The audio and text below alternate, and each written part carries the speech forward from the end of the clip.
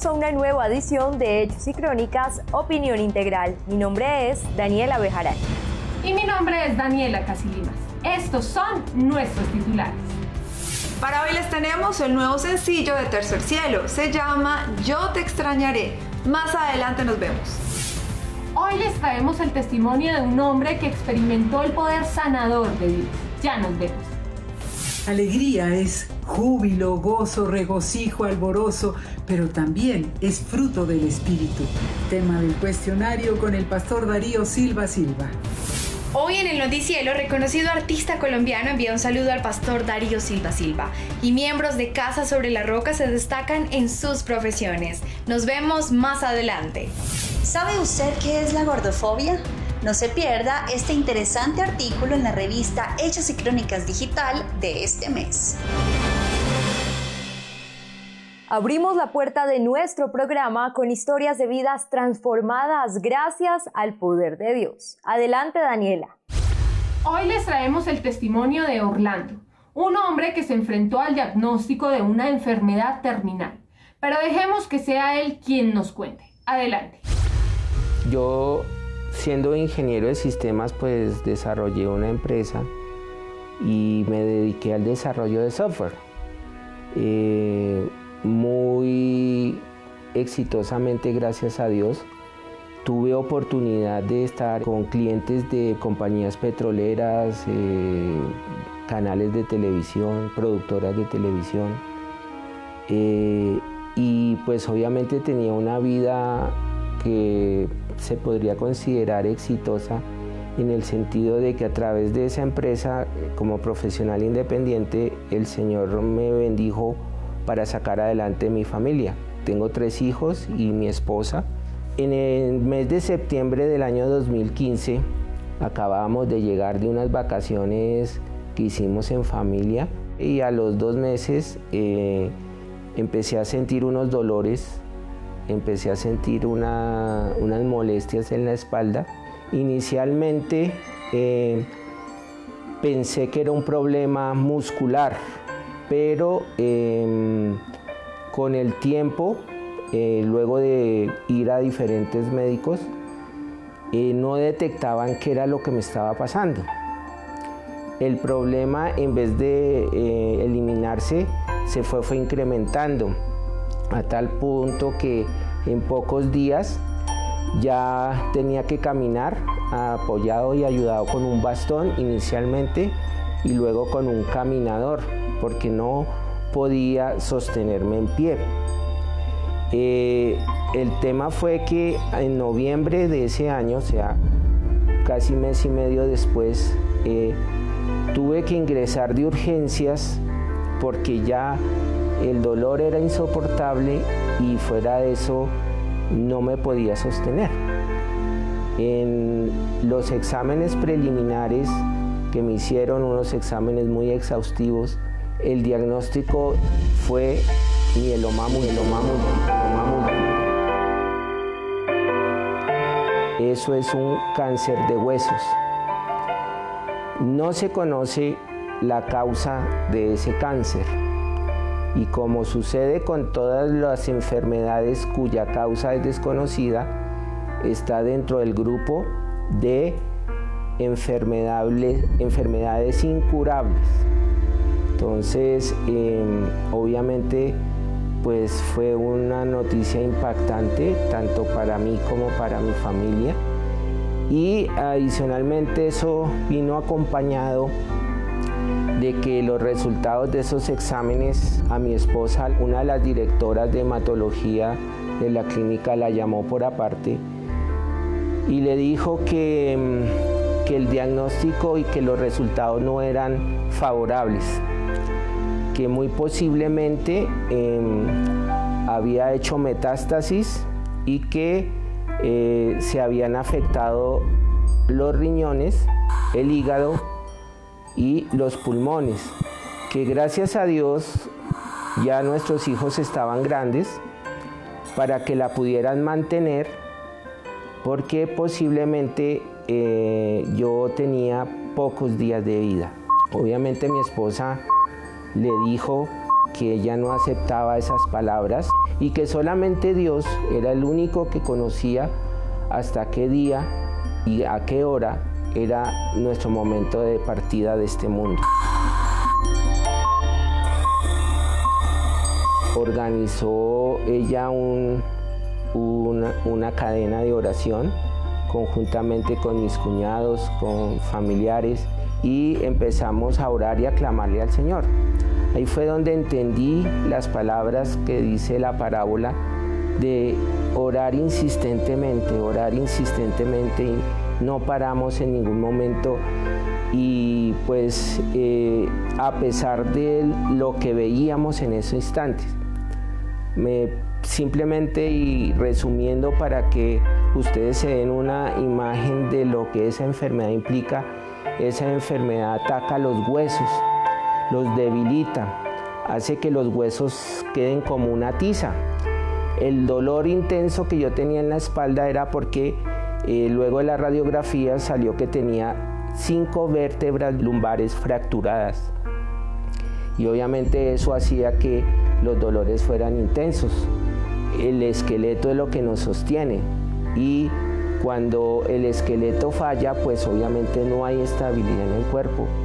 Nosotros entre las vértebras y entre las articulaciones hay unos fragmentos, hay unos espacios que permite que nosotros tengamos flexibilidad y podamos hacer el movimiento de nuestras articulaciones.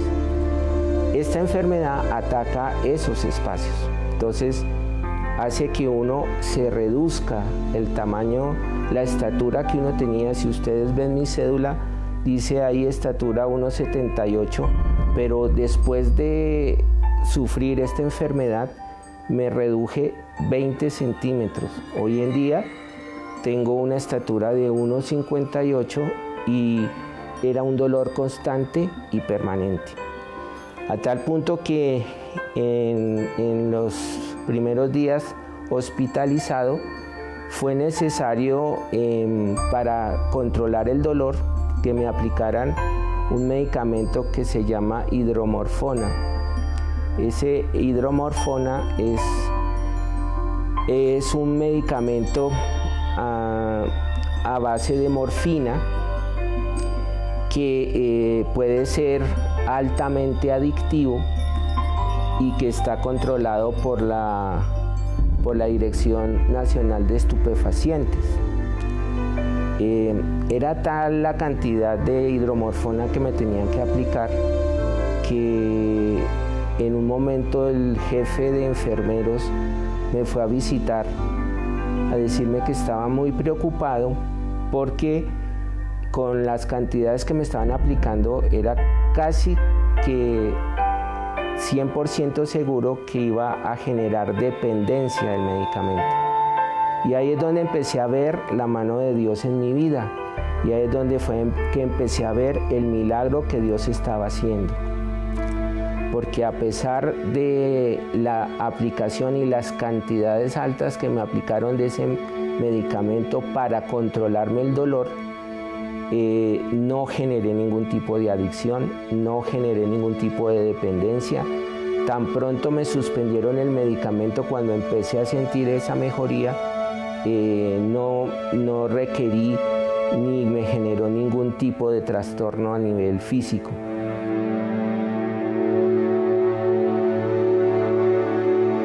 Empecé a tener sesiones de quimioterapia, y esas sesiones de quimioterapia pues a uno le advierten que tienen efectos secundarios, como es la pérdida del cabello, como es náuseas, vómito, malestar general, brote en la piel y una serie de cosas que obviamente van asociadas al hecho de que pues esas quimioterapias son químicos y son generalmente venenos que, al igual que ataca y elimina células malignas, pues también elimina células buenas.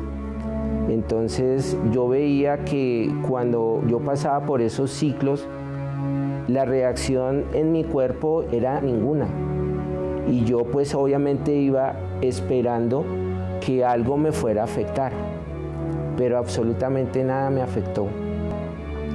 Yo veía a los compañeros de quimioterapia que ellos sí tenían vómitos, náuseas, se les caía el cabello, tenían cualquier cantidad de problemas. Y yo veía que yo terminaba y antes por el contrario comía normalmente. Algo pasaba alrededor mío, alrededor de mi vida que no me afectaba. Y ahí fue donde yo empecé a entender que Dios estaba en el asunto. Pues las doctoras siempre fueron claras de que ellas no sabían qué era lo que me había causado ese cáncer en los huesos, y que obviamente pues no existía cura, no había medicamentos, y desde el punto de vista de la ciencia no había una fórmula o un tratamiento para una curación de eso. Que lo único que se podía hacer era un trasplante de médula ósea, y en mi caso era un trasplante de médula ósea autóloga, o sea que yo mismo tenía que proveer mis células madre de la médula buenas para que fueran trasplantadas a mi organismo. En la preparación de este procedimiento a uno lo preparan para que el organismo produzca células madre buenas, sanas. Y resulta que la doctora que me atendió, pues ella me decía asombrada, me decía: Orlando, en mis 35 años de vida profesional, nunca había visto esto que está sucediendo con usted. Resulta que para que el trasplante pueda realizarse, el conteo de células madre buenas tiene que superar los 3 millones de células.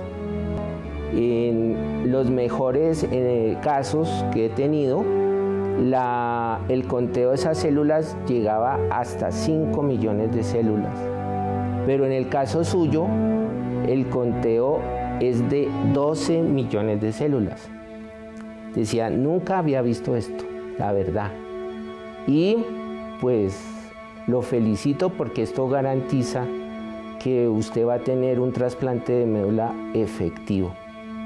Y así como ella dijo, así fue.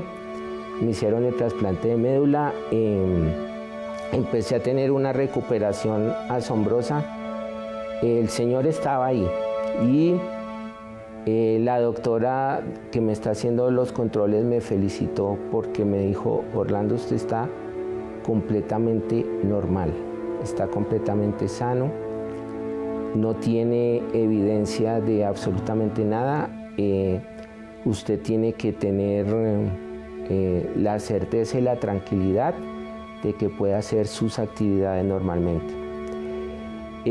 Esto para mí fue gratificante porque en los momentos más críticos de la enfermedad yo quedé completamente incapacitado, yo quedé reducido a una silla de ruedas.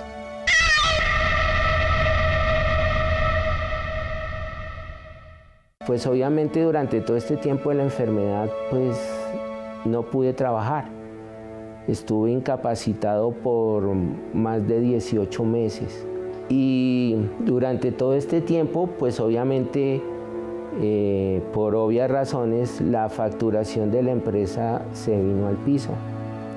No había pues el mismo nivel de facturación. Los clientes más grandes empezaron también a retirarse del servicio nuestro, pues porque obviamente no podía atenderlos. Y hoy en día hacemos cuentas con el dinero que estábamos facturando y como estábamos generando, era imposible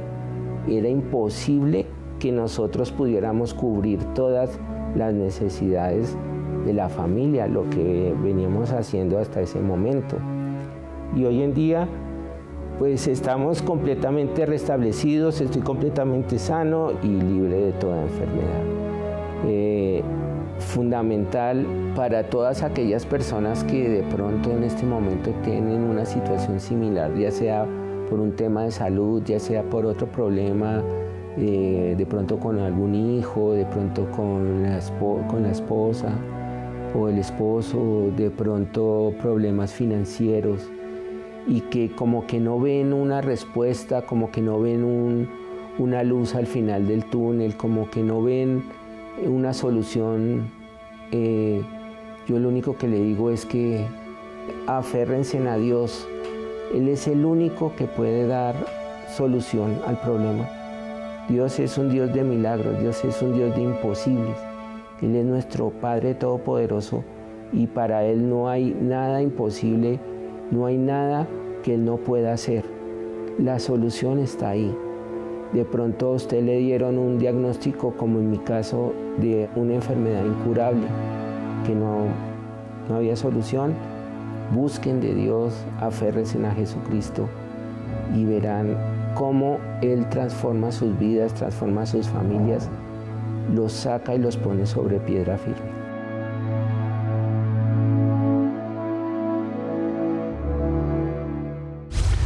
Historias como estas nos dejan ver el poder sanador de Dios. Recuerde que las puertas de nuestra iglesia Casa sobre la Roca están abiertas para usted y su familia. Nos vemos dentro de 8 días con más historias de vidas transformadas gracias al poder de Dios.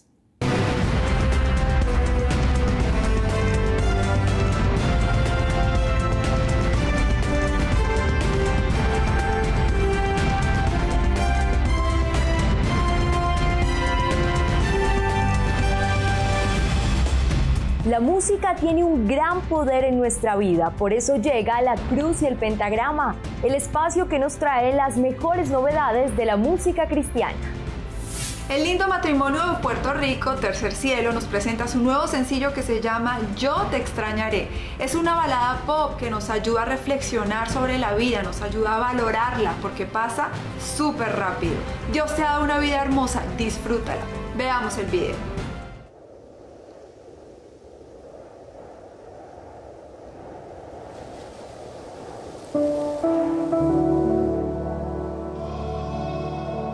Estoy embarazada.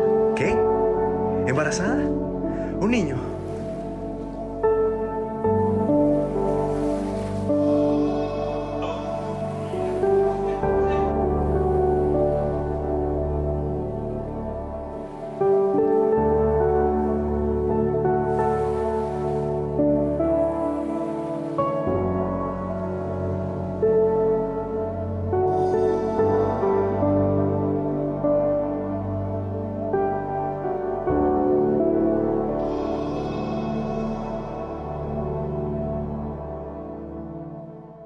Yo te extrañaré,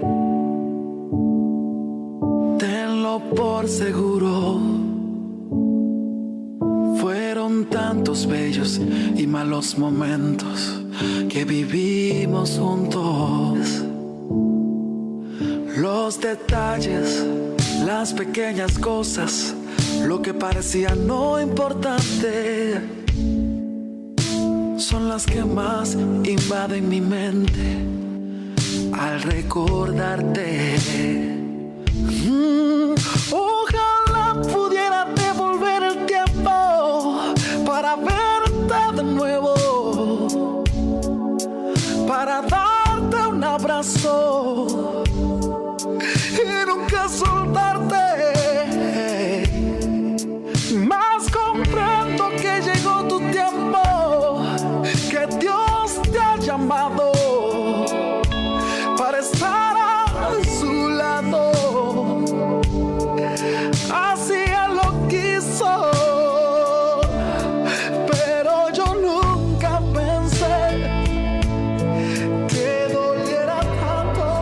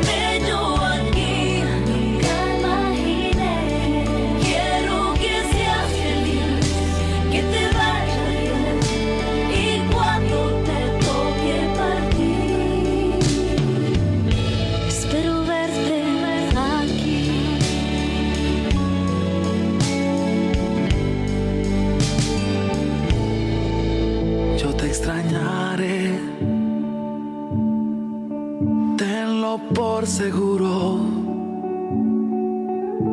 ¿Cómo pensar que la vida puede terminar en un segundo?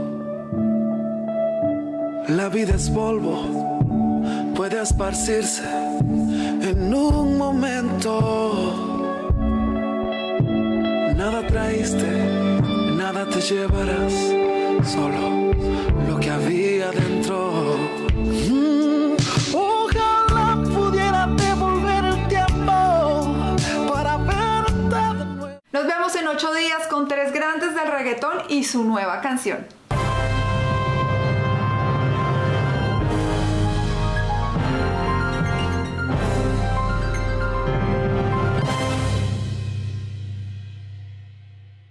Veamos qué nos tiene para hoy el pastor Darío Silva Silva en el cuestionario. Adelante, María Margarita. En el capítulo sobre la alegría, el pastor Darío Silva Silva en el libro El fruto eterno sostiene que algo es seguro. Si el sufrimiento vino por causa del pecado, Satanás es el inventor del sufrimiento. Más información sobre la alegría. Pastor Darío, usted dice en su libro El fruto eterno que el hombre ha sido diseñado para ser feliz. Entonces, ¿por qué muchos no lo son? Bueno, lo que las Sagradas Escrituras nos enseñan y lo que parece perfectamente lógico es que el ser humano, desde los primeros padres Adán y Eva, fue diseñado para ser feliz. Y que lo que ellos eran antes de la caída precisamente tenía mucho que ver con la felicidad. La felicidad es instintiva en el hombre. La caída, cuando comen del árbol del conocimiento del bien y del mal, como lo analizamos en un programa anterior, transgrediendo de esta manera la ley de Dios, producen en el hombre un vacío interior. Es porque pierde la felicidad. Es lo que los existencialistas a lo largo del siglo XX trataron de definir, y me parece en una forma muy acertada con su expresión, angustia existencial. Eso que el hombre siente dentro y que no puede explicar, la búsqueda de la felicidad que no encuentra por ningún medio. Y por supuesto muchos se van por caminos torcidos. El alcohol, las drogas, el sexo desordenado, la codicia. Y lo que puede ser peor, otros buscan la felicidad a través de sistemas espirituales satánicos. Hay muchas sectas, muchas ofertas que llevan directamente al reino de las tinieblas. Y hay por supuesto también no pocos grupos que se dicen cristianos y no lo son, que utilizan disfraces e incluso porciones bíblicas y porciones consistentes de la enseñanza cristiana, pero mezcladas con otras cosas en un mestizaje espiritual inaceptable. Y todo esto, por supuesto, hace que cada día el hombre sienta que su vacío interior es mayor. Agustín de Hipona, a quien Stefan Zweig llamó el más sabio de los santos y el más santo de los sabios, dijo que nosotros hemos sido diseñados para estar en relación con Dios, que el hombre tiene un vacío en el corazón que solo se llena con la presencia de Dios. Y esa búsqueda es lo que se llama religión. El hombre buscando a Dios, tratando de llegar a Dios para llenar ese vacío y poder ser feliz. El gran poeta norteamericano Randall Jarrell acuñó un verso que a mí me parece perfecto para el tema. Él dijo, el dolor viene de la oscuridad y lo llamamos sabiduría. Toda experiencia que produce dolor es un producto del pecado. El hombre no nació para sufrir, sino para ser feliz. Pero observa que si el dolor viene de la oscuridad, no es del reino de luz de Dios, porque Dios es luz y no hay ninguna tinieblas en él. Entonces podemos decir claramente que la alegría pertenece de manera lógica al reino de Dios. Desgraciadamente hay como cierto masoquismo espiritual, un miserabilismo que está empotrado incluso en grupos cristianos que se dicen de sana doctrina, y que, por supuesto, arruinan la felicidad humana. Es muy curioso que, por ejemplo, hay una constitución nacional en el mundo, la de los Estados Unidos de América, que fue redactada por protestantes, por hombres y mujeres que habían venido del otro lado del mar buscando un sitio donde adorar a Dios en libertad.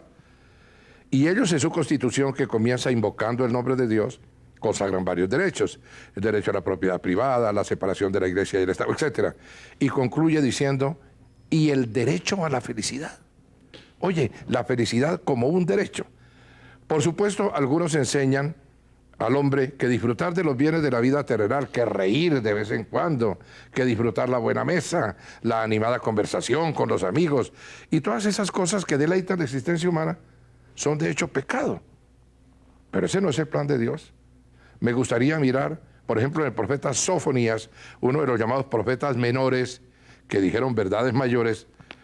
Les dice menores porque sus libros son pequeños, pero no por su contenido, que es muy grande. Y mira cómo Sofonías 3, 17, 18 nos da luz sobre el asunto que estamos comentando. Porque el Señor tu Dios está en medio de ti, como guerrero victorioso.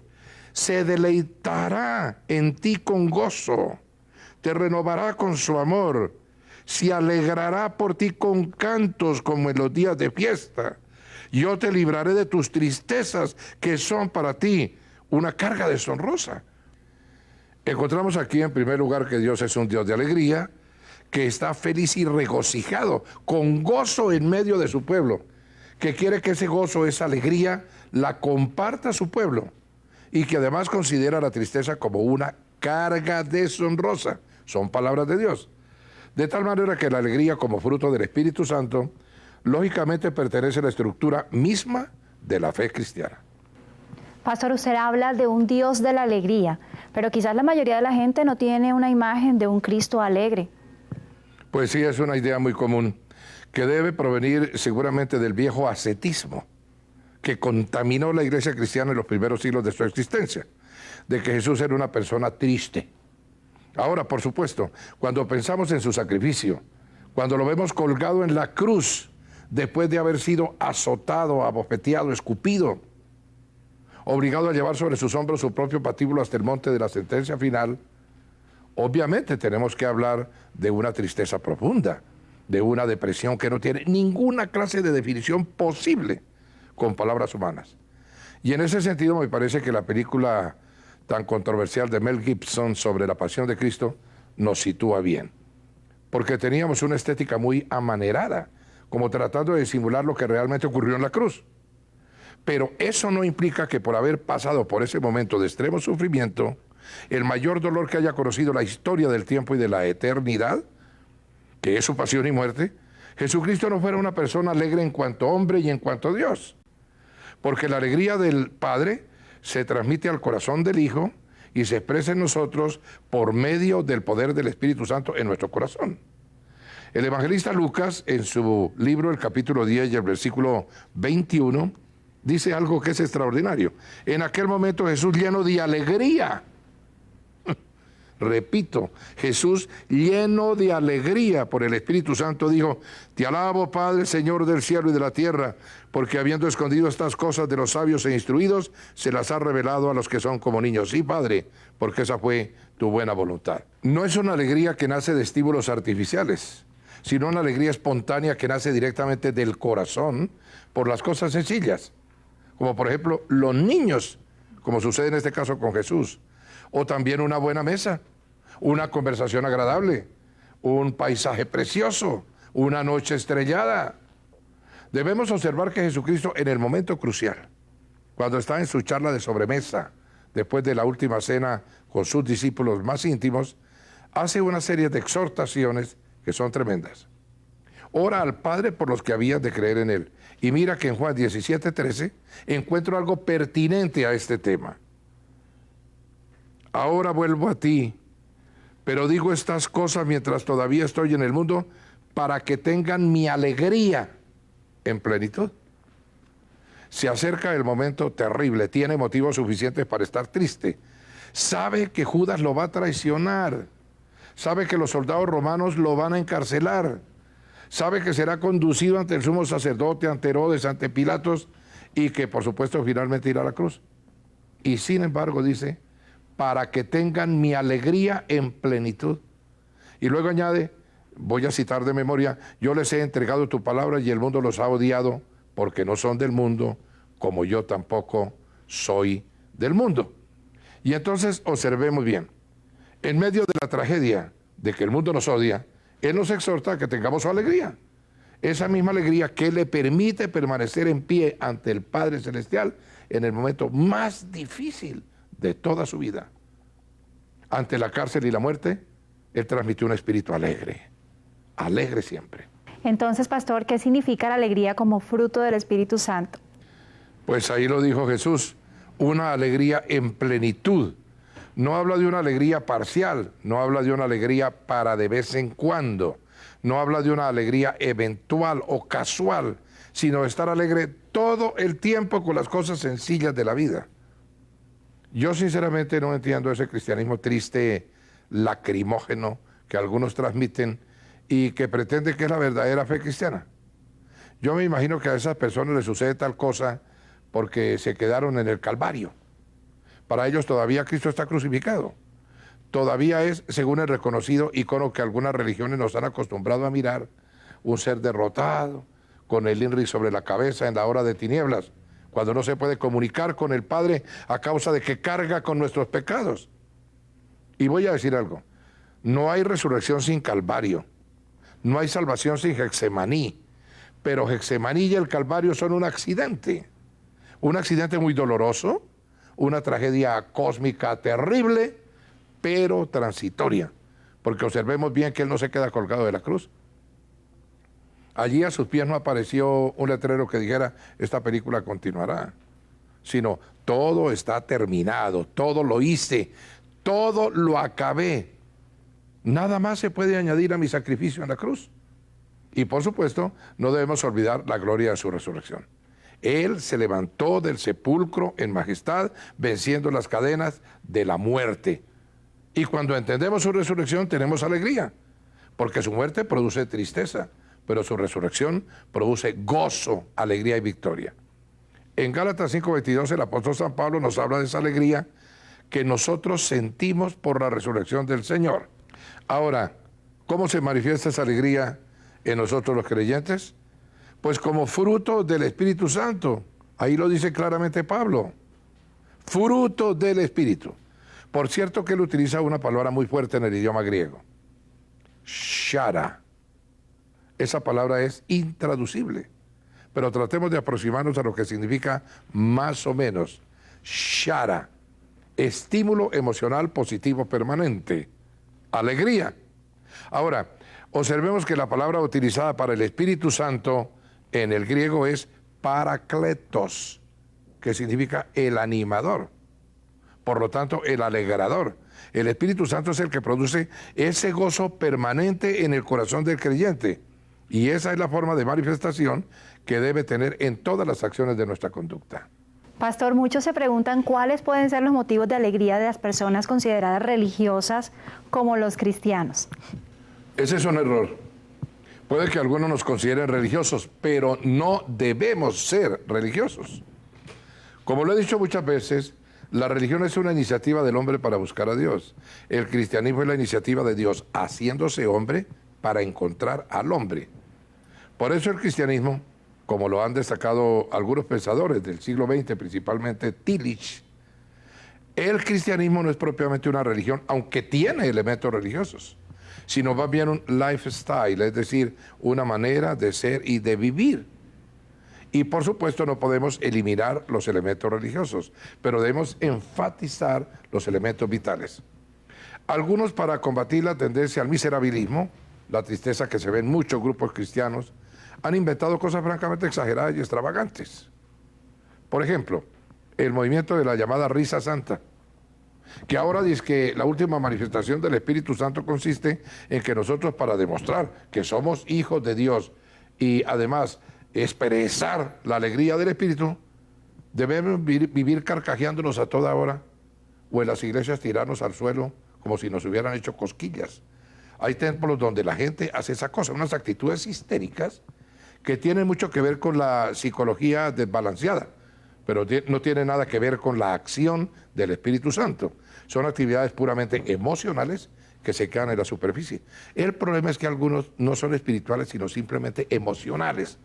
Ahora, a veces el Señor nos hace reír, por supuesto, a mí me ha ocurrido muchas veces, pero ya convertir la iglesia en un circo, sí me parece que no se compagina con lo que debe ser el lugar de adoración a un Dios sagrado, a un Dios 3 veces santo. En ese lugar lo que debemos es hacer actividades alegres, pero con orden, como dijo el apóstol San Pablo. En Romanos 15:13, precisamente el apóstol nos da una clave que creo que debemos tomar muy en cuenta cuando analizamos lo relacionado con el tema que nos ocupa. Que el Dios de la esperanza los llene de toda alegría Qué perfecto el lenguaje de Pablo. De toda alegría y paz a ustedes que creen en Él, para que rebosen de esperanza por el poder del Espíritu Santo. Mire con cuántas cosas está relacionada la alegría. Con la paz y la esperanza, pero sobre todo con la fe. Es porque creen en Él, dice que son llenos de alegría. En conclusión, para poder alegrarse hay que creer. Y entonces, como por los motivos de alegría del cristiano, el primero de todos es la fe. El segundo es la palabra de Dios. Exactamente encontramos esta verdad en 1 Tesalonicenses 1:6, que voy a leer.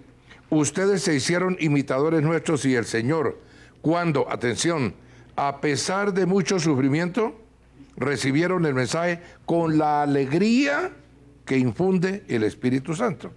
Recibir la palabra de Dios con alegría, ¿qué significa? Pues que este libro es una fuente de alegría. Ahora, hay un tercer motivo. Alegría por el poder espiritual. Entonces, en Lucas 10:17 encuentro, cuando los 72 regresaron, dijeron contentos: Señor, hasta los demonios se nos someten en tu nombre. Estos hombres están felices por la alegría que les produce el poder del Espíritu Santo, que les permite incluso ejercer autoridad sobre los demonios, que son seres del mundo sobrenatural. Parece mentira, pero es cierto. Nosotros como hombres, con el poder del Espíritu Santo, podemos expulsar a los demonios. Podemos atar las fuerzas de tinieblas e impedir que causen efectos desastrosos en nuestra vida y en la vida de las personas que nos rodean. ¿Por qué? Porque Dios nos ha permitido esa sana alegría del poder del Espíritu Santo. Tenemos un cuarto motivo de alegría: la salvación. Allí mismo en el capítulo de Lucas que estamos viendo, en el versículo 20, Jesucristo les aclara, atención: sin embargo, no se alegren de que pueden someter a los espíritus, sino alégrense de que sus nombres están escritos en el cielo. Está bien, dice el Señor, que se alegren por el poder espiritual, pero es mucho mejor que se alegren porque sus nombres están escritos en el cielo. Y ese lugar en la patria celestial, nada ni nadie nos lo puede quitar a los que tenemos vida eterna por la fe en Jesucristo. Ahora, el problema es que muchos cristianos no han entendido la seguridad de la salvación. Yo creo literalmente que la salvación no se pierde.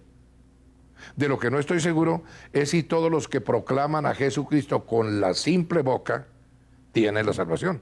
Porque hay que confesarlo con la boca, pero creer con el corazón. No se trata de actos automáticos ni palabras mecánicas como mantras de las religiones orientales, lo que va a la salvación. La salvación la da proclamar con la boca, sí, con la boca, pero creyendo profundamente en el corazón. El que no tiene seguridad de la vida eterna tampoco tiene seguridad de la vida terrenal. Un quinto motivo de alegría es la sanidad. Precisamente en Hechos de los Apóstoles, el capítulo 3, tenemos una historia portentosa.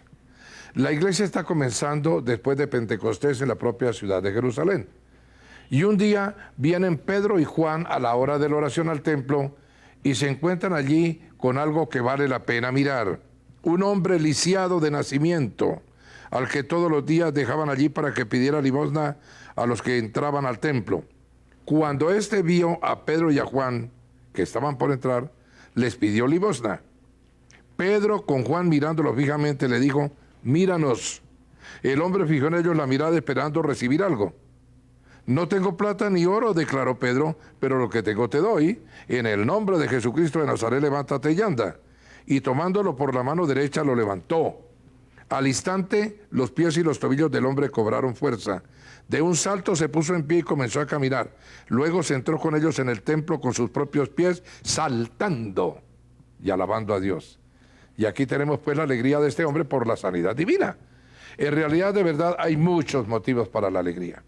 Si uno revisa el libro de la reina Esther, por ejemplo, cuando el pueblo está cautivo en Persia, que es el actual Irán, entre otras cosas, se producen una serie de hechos que parecen como de una telenovela de hoy. Hay 1000 motivos de alegría dispersos por todo el libro. Hay alegría por la luz y el honor, hay alegría por la conversión de los no creyentes, hay alegría por la liberación de los judíos, hay alegría por la caridad, por la amistad, por la solidaridad, y también encontramos en la Biblia, por ejemplo, algo que se predica muy poco en las iglesias y se practica también muy poco en las familias cristianas de hoy: la sana diversión. En Eclesiastés 10:19, y debo decir que Eclesiastés es el libro existencialista por excelencia en las Sagradas Escrituras, encontramos un hombre escéptico, Salomón, que analiza todos los problemas de la vida pero con la lupa de la fe en Dios. Y por supuesto, llega a la misma conclusión a la que llegó Søren Kierkegaard, con varios siglos de posterioridad. Toda la angustia existencial, toda la congoja del hombre termina cuando cree en Dios. Por eso la cruz, dijo Kierkegaard, es el ancla de la angustia humana. Hay algo precioso que me gustaría compartir. Para alegrarse, el pan; para gozar, el vino; para disfrutarlo, el dinero. Y por supuesto no estoy llamando a nadie a que se vuelva glotón, ni a que se convierta en un borracho, ni a que sea, por ejemplo, codicioso con los bienes materiales. Porque el cristianismo es cuestión de equilibrio y balance. Eso es lo que la Biblia identifica como dominio propio. Se dice que en las iglesias cristianas y con los temas bíblicos no se les proporciona alegría a los jóvenes, sino que por el contrario se les mata su alegría, y que lo mismo ocurre con el matrimonio. ¿Qué opinión merece este comentario para usted, pastor? ¿Sabes que es muy razonable eso como crítica? Y creo que el juicio debe comenzar por la casa de Dios, como dijo el apóstol Pedro. Yo no sé por qué se han empeñado en algunos grupos en envejecer a los jóvenes antes de tiempo. Como dicen en mi país, Colombia, madurar los biches, es decir, artificialmente, antes de que llegue la madurez natural del fruto. En el libro de Eclesiastés 11, 9 al 10, hay una escritura preciosa que me encanta repetir a los jóvenes de mi iglesia, porque creo que dice la verdad de Dios para esa edad, que es la primavera de la vida. Alégrate, joven, en tu juventud. Deja que tu corazón disfrute de la adolescencia. Sigue los impulsos de tu corazón y responde al estímulo de tus ojos, pero toma en cuenta que Dios te juzgará por todo esto. Aleja de tu corazón el enojo, echa fuera de tu ser la maldad, porque confiar en la juventud y en la flor de la vida es un absurdo. No está diciendo que debe ser triste, no está diciendo que no pueda darle un poco de jolgorio a su corazón, porque naturalmente la juventud es alegre y el Señor lo sabe. El Señor también fue joven, e incluso cuando estaba aquí en la tierra lo sacrificaron siendo todavía muy joven. Tenía 33 años y sus discípulos eran más o menos de esa misma edad. De tal suerte que aquí lo que dice Salomón en la palabra de Dios es que hay que disfrutar de la adolescencia, seguir los impulsos del corazón, hacer todo lo que venga a la mano por hacer, pero sin olvidar nunca que Dios lo va a juzgar por todo lo que haga. Tiene libertad para estar contento, tiene libertad para disfrutar de la primavera de la vida, pero no tiene libertad el joven para hacer lo malo. Y creo que se han cometido en los grupos cristianos una cantidad enorme de errores respecto de la juventud. Voy a citar 3 ejemplos. El gran pintor holandés Vincent van Gogh quería ser misionero, era protestante. Su deseo, predicar el evangelio en Asia, allá en Indonesia, donde los holandeses eran los colonizadores. Y un pastor poco sabio en Yakarta le dijo que con mucho gusto lo adiestraría para que ejecutara esa labor para la que creía que tenía un llamado de Dios. Pero eso sí, con la condición de que dejara la pintura, porque dice que la pintura era pecado. Y ya sabemos las consecuencias. ¿Y qué me dicen de Jesse James? El bandido más grande de toda la historia de los Estados Unidos de América, según dicen los que saben de estas cosas.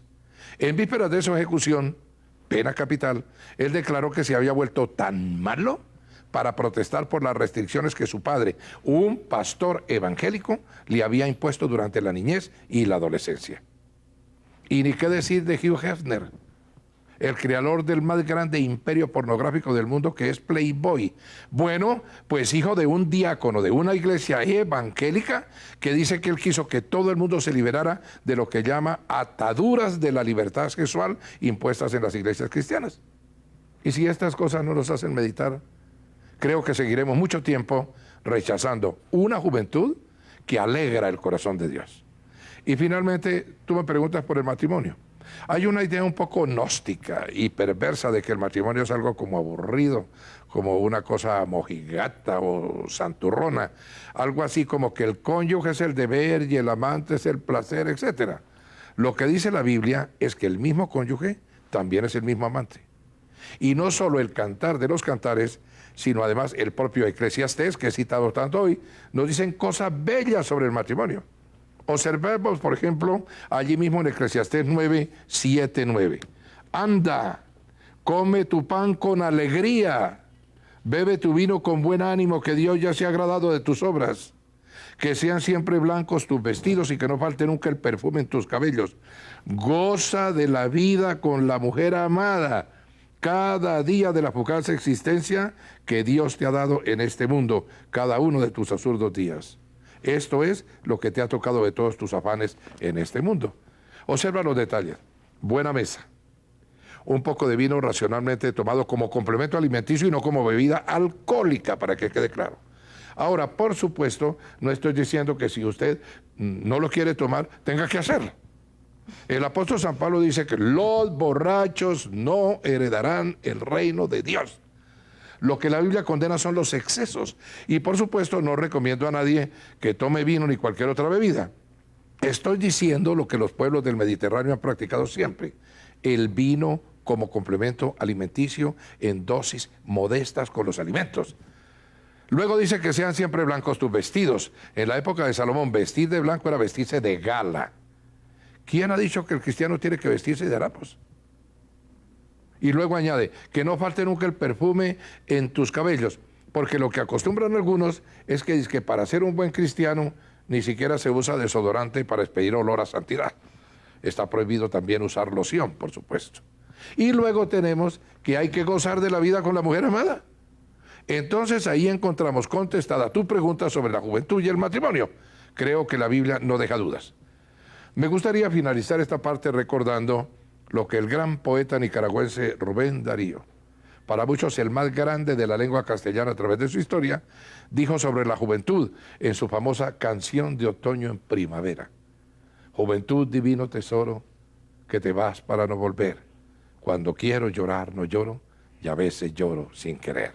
El historiador griego Plutarco, quien obtuvo la ciudadanía romana en el siglo I, señaló que la ofrenda más aceptable por Dios mismo es la que proviene de un corazón agradecido y lleno de alegría. Seguimos.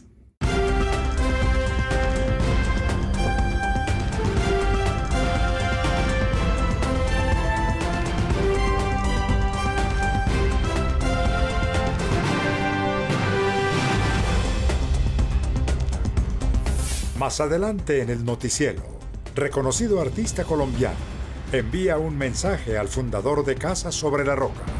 Voluntaria de Roca Kids, pone sus talentos al servicio de la comunidad. Médico colombiano, realiza posgrado en México. Esto y mucho más en el noticiero. Es momento de conectarnos con el noticiero porque Camila Chaparro nos trae la mejor información de Colombia y el mundo. El pastor Darío Silva Silva recibió un saludo especial por parte de un reconocido artista colombiano. El pastor Darío Silva Silva, fundador de Casa sobre la Roca Iglesia Cristiana Integral, tiene una experiencia de 50 años de carrera profesional como comunicador social y periodista. Esto junto a sus esfuerzos de consolidar la obra social que Dios puso en el corazón de su esposa Esther Lucía a través de la Fundación Más, Misericordia, Amor y Servicio, con 8 internados gratuitos en el territorio colombiano.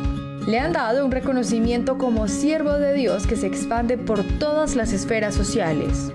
En Miami, Teresa Ovalle, miembro de Casa sobre la Roca en esta ciudad, trabaja haciendo servicios de transporte en limusina y en uno de estos viajes, como acostumbra hacer, compartió con su pasajero algunas palabras sobre el lugar donde se congrega y lo que allí ha aprendido. Tuve como pasajero a un colombiano muy respetado que es el señor Carlos Vives.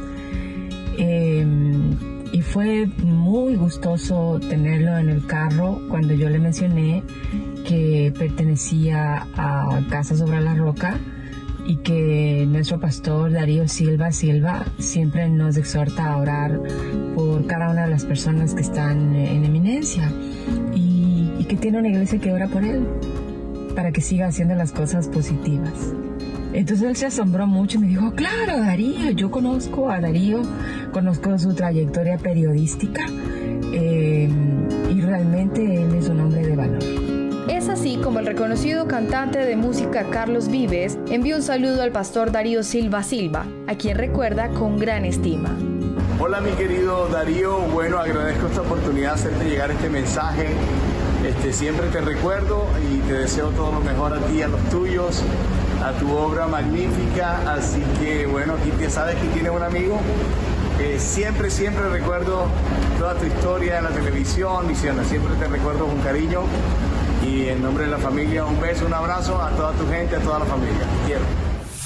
Mónica Arenas es voluntaria de Roca Kids en Casa sobre la Roca, Barranquilla, y ha puesto sus dones y talentos al servicio de la comunidad. Veamos esta nota del medio colombiano El Heraldo.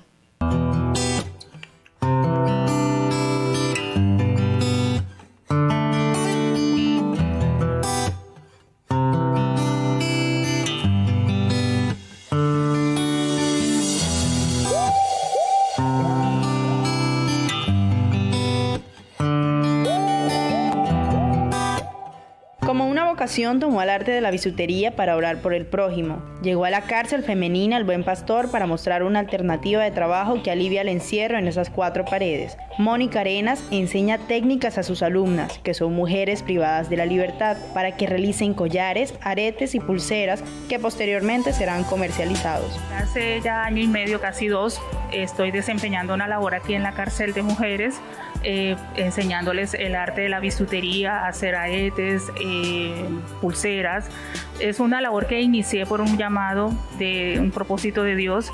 Hace ya 2-3 meses sacamos una marca para poder que la gente conozca qué es lo que ellas elaboran, qué es lo que ellas están haciendo, cómo están aplicando las técnicas, el acabado que están teniendo de las cosas, y ha sido una experiencia muy enriquecedora tanto para ellas como para mí. En el momento lo hemos ido comercializando pero de persona a persona, pero también tenemos una cuenta de Instagram en el momento y de ahí damos a conocer todo lo que estamos elaborando. Ellas, ha sido una experiencia muy linda para ellas porque muchas de ellas no habían tenido la oportunidad ni de tener una aguja en su mano.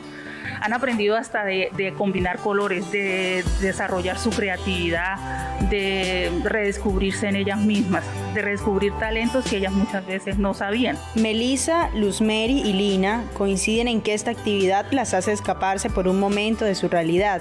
Han ganado más confianza en ellas mismas y se consideran capaces de sacar a flote sus habilidades.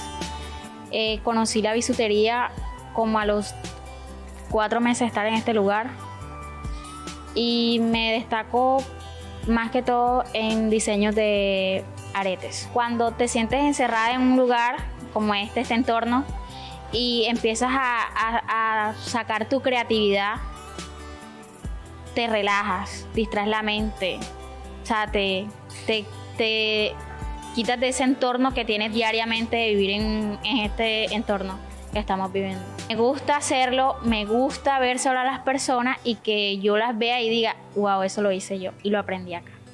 Me ha ido excelentemente, gracias a la profesora Mónica, que nos ha enseñado todas clases de técnica y por medio de este trabajo le doy un sustento a mis hijos, estando en este lugar. A mí me encanta hacer las dos cosas, tanto los aretes como las pulseras, me fascina hacerlo. Las dos técnicas, todas las técnicas me gustan. Me ha ido muy bien en la venta de la comercialización de artesanía, ya que como yo soy de Palmar de Varela, casi no pueden venir a estar trayéndome tanto, y entonces a raíz de eso yo me sirve para sustentarme aquí las necesidades que necesito en este lugar y también para enviarle a mis hijos. Es algo que uno lo distrae mucho, mientras estoy elaborando eso se me olvida que estoy en este lugar. Le doy gracias también a Dios por haber permitido abrirle las puertas a la Señor, porque con ella he aprendido mucho. Llevo 1 año y medio trabajando con ella. Me va muy bien en los recamados.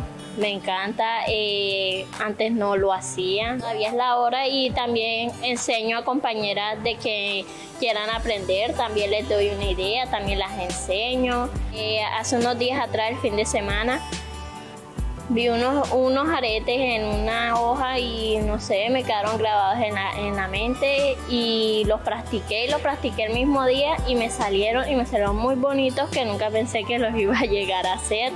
Gran satisfacción siente esta maestra por la labor que ha hecho con estas mujeres, a las que convence de que afuera les espera una nueva vida llena de oportunidades. Miembro de Casa sobre la Roca realiza posgrado en México. Cristian Villalobos, hijo de los pastores Miller y Yolanda de Casa sobre la Roca y Bagué, es médico y realiza una especialización en imágenes radiológicas en Ciudad de México.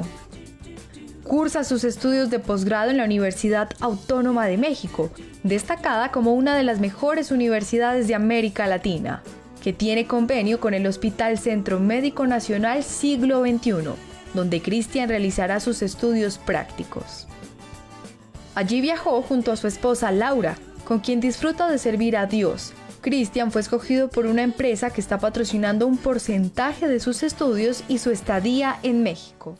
Cada mes la revista Hechos y Crónicas Opinión Integral nos trae la mejor información. Veamos. Lamentablemente vivimos en una cultura en donde la belleza entra por los ojos. Si no tiene un cuerpo esbelto, una cintura de avispa, músculos definidos, etc., simplemente no es bienvenido.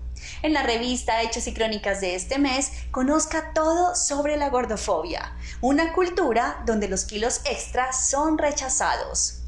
Conozca dónde surgió este término y, ante todo, cómo combatirla.